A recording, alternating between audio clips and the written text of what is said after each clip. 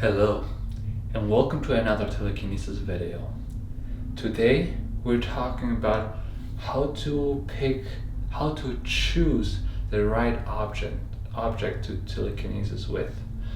And the answer to this question it might be simpler than you think, because many people think, okay, I'm gonna do telekinesis on a piece of paper or something different, which is very light, and I understand the way you think, but this is not the only factor. Weight is not the most important factor when it comes to picking the right objects to do telekinesis with. What's more important, and I keep saying the same thing, and I'm sorry that I have to repeat myself, but I'm getting so many comments asking the same question, and the answer is pick the object you have the biggest connection to. And when it comes to that, just if you don't know because I know it's weird, it's confusing. Why would I have connection to an object? And I know that's weird, but when it comes to telekinesis, that is very important. So that being said, when I think of telekinesis and the objects I want to move, I think of my past, like the farthest back I can think of, and then what comes to mind, like objects I'm using, like pens I was writing on, like for the first apartment lease I signed with this pen, or keys. I have keys with me all the time, so keys might be a good idea. Don't use your phone, because many people start with their phones and then they break their phones by accident, especially in the beginning when you are not that experienced. People try to do telekinesis, but they might be doing aerokinesis instead, or even worse, when it comes to a phone, they do electrokinesis and then they break their phones. So please don't use your phones or watches, because a watch or a phone, you have it always on you. So technically it is a great option to practice telekinesis with, but you can break it very easily. So please don't use your electronics. Okay, but keys is a good option, because if you have keys with you all the time, then you have a big connection with your keys right away. And what else? Maybe stuffed animals. I have this one stuffed animal, which is I feel very close to. I feel a big love to this stuffed cat, and that's why I practice a lot with this cat, especially when it comes to levitating an object. Then I use my cat a lot, because even if it drops, it won't break. If I drop my keys, my keys could break, or I scratch the floor or something like that. I don't want that. In this particular room, there's only carpet, so I can't break my floor, or I can't scratch my floor. So in this room it doesn't matter, but it's very important. Only because you were successful in one day doing telekinesis with this particular object, it doesn't mean that it's going to be like this every day. Okay, so keep this in mind when you practice telekinesis. Sometimes you have to switch up, and the way you pick your object, it's quite simple. Okay, just pick, let's say, 3 favorite objects you have. Okay, this is going to take a while, maybe weeks, maybe a few months, but eventually you're going to find the 3 most important objects in your life you can practice telekinesis with. And for me, it's, for example, this pen. This pen is very close to me, and I've practiced telekinesis on video with this pen many times. So what I do is I put this pen on the table, and then I just hover my hand over it, and then either I feel and I close my eyes. Okay, this is very important. I have my eyes closed, and I feel either I feel the connection or I don't, and I just hover my hand over the object, and every time my hand is over the object, I should feel it.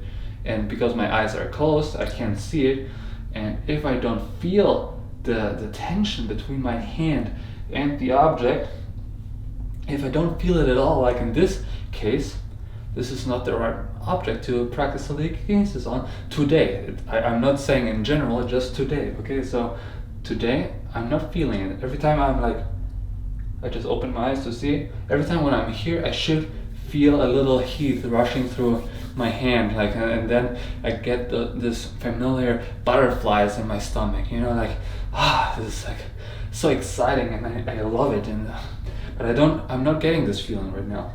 So this pen is not the right choice for today. So I'm just putting it aside. What else? I was talking about my stuffed animal, which is this little kitty, you know. And I do the same thing. I put it on here. Perfect. And I hover my hand over it. I have my eyes closed. Sometimes you have to start meditating, start doing the breathing, and maybe you feel the sensation then. 100% in,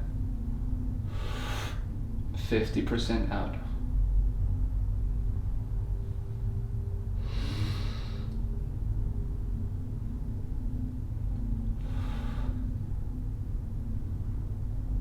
No, I can't feel it. Today, little kitty, I can't feel it, I'm sorry. So you're not the right object for me today. But maybe tomorrow, who knows?